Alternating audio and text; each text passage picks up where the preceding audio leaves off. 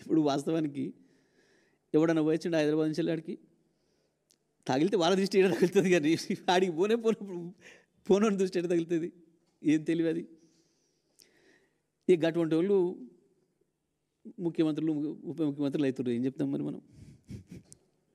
మాట్లాడేటప్పుడు ఓ నాలుక కంట్రోల్ లేకుండా, బుర్రకు పని పెట్టకుండా.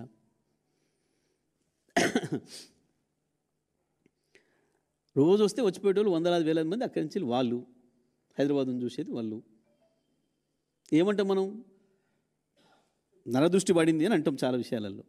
చూసి వస్తానికి బాగా ఎక్కువ మంది చూసిపోతే ఓ చేనెమ్మడి పోతుంటే బాగుంది చేను అని చెప్పి అంటారని చెప్పి పాపం దిష్టి బొమ్మలు కట్టుకుంటారు. మరి కట్టుకుంటామే, ఆయన దిష్టి బొమ్మ వద్దన్నాడు, మనం ఆపినామా?